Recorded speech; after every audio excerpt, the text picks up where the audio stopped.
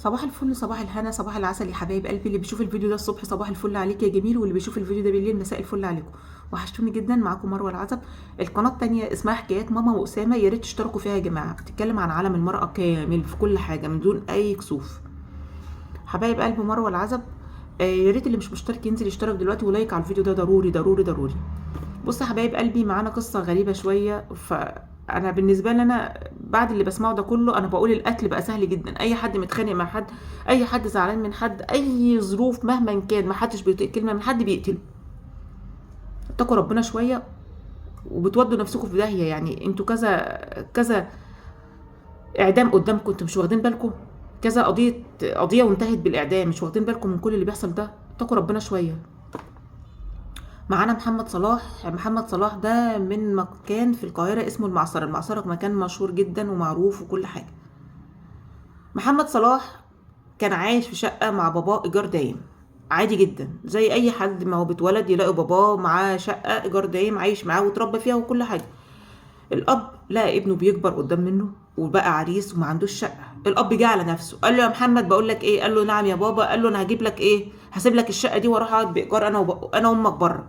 ليه يا بابا؟ ليه؟ مش عارفة إيه. قال له كده عشان انت مش حمل دافع ايجار. الراجل حاسس بابنه. عادي جدا لما يسيب له الشقه، ما هي الشقه ايجار دايم. عادي لما يسيب له الشقه ويروح يقعد بره هو وامه، ويسيب له الشقه ان هو يتمتع فيها ويتجوز ويخلف صبيان وبنات، عادي جدا. الشقه دي دور اول والعماره بتاع 6 ادوار.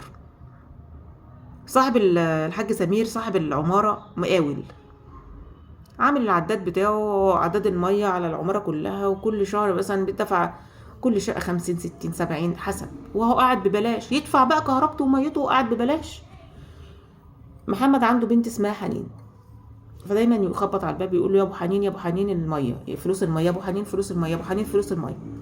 الشهر ده محمد عادل ما معهوش، او محمد اسمه محمد، يا سوري انا اسفه، محمد صلاح ما معهوش. بقيت هرب منه. فالمقاول ما تدفعهم من جيبك يا عم وخلاص.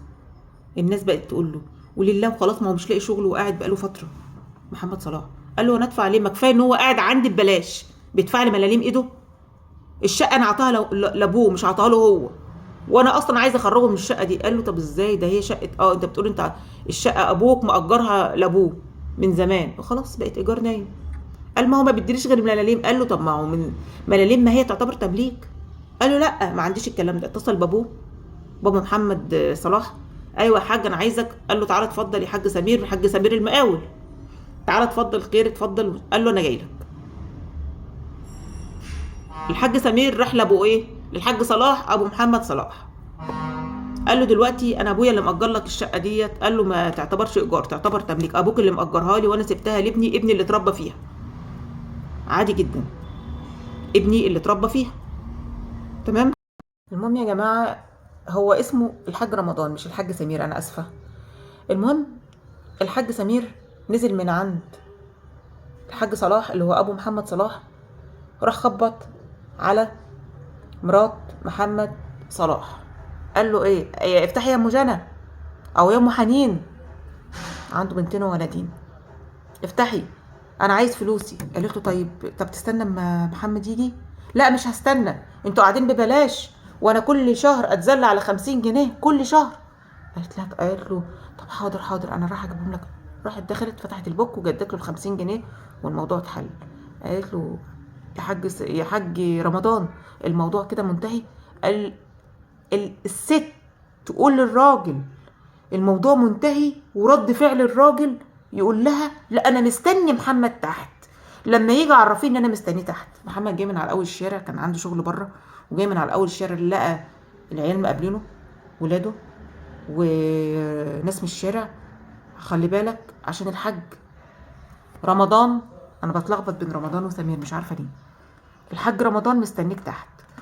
فمحمد داخل العماره عادي خالص، لقى الحاج رمضان واقف له تحت بيقول له انت جيت؟ قال له اه. قال له طب وال50 جنيه؟ قال له طيب انا هطلع اديها لك، اجيبها لك من مدام وانز. لا انا خدتها، هو كل شهر هنتخانق عشان ال50 جنيه؟ قال له طب انا اسف وحقك عليا يا عم الحاج، وباص راسه، وبعد كده هيبقى في شغل ومش هتاخر عليك في الفلوس، سامحني. قال له لا كفايه ان انت قاعد في شقه ايجار دايم وما بتدينيش فلوس وقاعد ببلاش وي وي وي. قال له طب انا اسف وحقك عليا، ما هي الشقه انا واخدها من ابويا. قال له لا وانا ما ينفعنيش. فقال له طب كفايه بقى دخلني العماره، كفايه بقى دخلني العماره. محمد بيزقه كده بيقول له كفايه بقى دخلني بقى اطلع بيتي. قال له لا انت مش هتطلع الا ميت. وقام جايب السكينه، كان محضر السكينه في جيبه، دب دب 9 طعنات لغايه ما محمد صلاح وقع من طوله في الارض. بتقول لك ام حنين مرات محمد انا كنت واقفه في المطبخ جوه والعيال جم الحق يا ماما الحق يا ماما. الحاج رمضان خبطوا ابويا بالسكينه في الشارع وابويا وقع من طوله. بتقول بقيت اجري في الشارع، طب ما انا اعطيك ال50 جنيه ايه اللي حصل؟ وابو جه الحاج عادل في ايه يا جماعه في ايه؟ انت كل خناقتك ديت انت موتت ابني موتت ابني موتت ابني، كل ده عشان 50 جنيه ولا عشان الشقه اللي انت عايز تاخدها من ابني؟ انت مش طايق ابني. شيلوا يلا ودوا محمد المستشفى. اول ما دخل المستشفى على طول الدكاتره قالوا شيلوه طلعوه بره ميت. مش عايزين بقى يعني يدخلوا حد في المستشفى متوفي، يعني هو متوفي خلاص، هو خلاص توفى. فالسؤال هنا بنسيح دم بعض وبنموت بعض عشان شقة، عشان رغيف عيش، عشان 50 جنيه. محدش واخد حاجة، محدش واخد حاجة. العبرة انت هتبقى فين. ولما راح عشان يمثل الجريمة الحاج رمضان يقول لك اصل انا واخد الشقة، هم واخدين مني الشقة ببلاش.